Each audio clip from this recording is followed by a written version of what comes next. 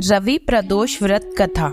रविवार के दिन यह व्रत आने के कारण इसे रवि प्रदोष व्रत कहा जाता है। प्रदोष व्रत हर महीने के दोनों पक्षों की त्रयोदशी तिथि को रखा जाता है। एक समय सर्व प्राणियों के हितार्थ परम पावन भागीरथी के तट पर ऋषि समाज द्वारा विशाल गोष्ठी का आयोजन किया गया। इस सभा में व्यास जी के परम शिष्य पुराण वेत्ता सूत जी महाराज हरि कीर्तन करते हुए पधारे।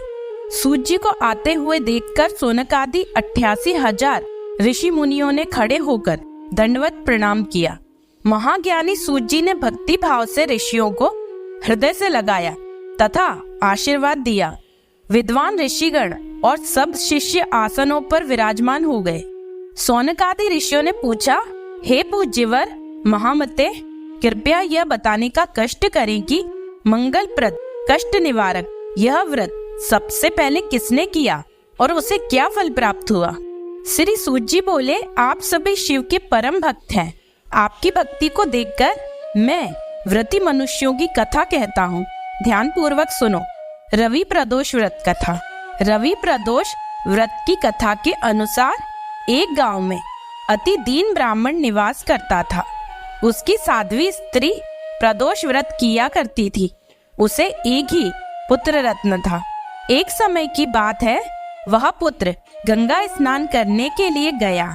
दुर्भाग्यवश मार्ग में चोरों ने उसे घेर लिया और वे कहने लगे कि हम तुम्हें मारेंगे, नहीं तो तुम अपने पिता के गुप्त धन के बारे में हमें बता दो।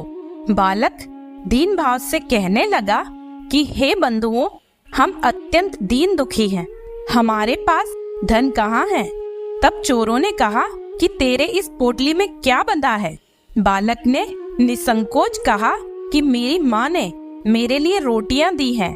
यह सुनकर चोरों ने अपने साथियों से कहा कि साथियों, यह बहुत ही दीन दुखी मनुष्य है, अतः हम किसी और को लूटेंगे। इतना कहकर चोरों ने उस बालक को जाने दिया। बालक वहां से चलते हुए एक नगर में पहुंचा। नगर के पास एक बरगद का पेड़ था। वह बालक उसी बरगद के वृक्ष की छाया में सो गया।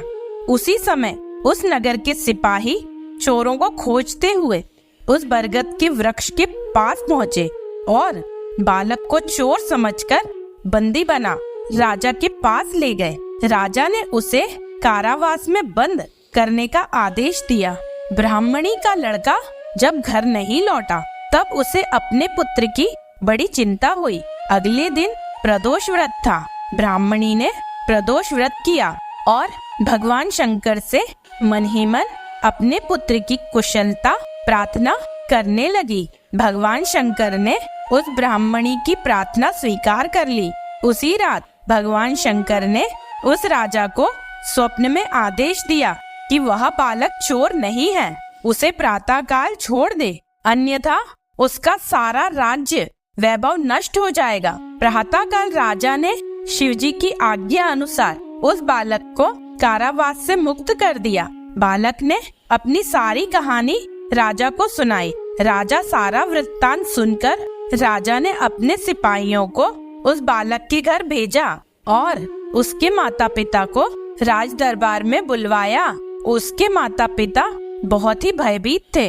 राजा ने उन्हें भयभीत देखकर कहा कि आप भयभीत ना हो, आपका बालक निर्दोष है। राजा ने ब्राह्मणों को 5 गांव दान में दिए, जिससे कि वे सुखपूर्वक अपना जीवन व्यतीत कर सकें। भगवान शिव की कृपा से ब्राह्मण परिवार आनंद से रहने लगा। अतः जो मनुष्य रवि प्रदोष व्रत को करता है वह सुखपूर्वक और निरोगी होकर अपना पूर्ण जीवन व्यतीत करता है तथा उसके जीवन में खुशहाली आती है और अंत में शिवलोक को प्राप्त होता है।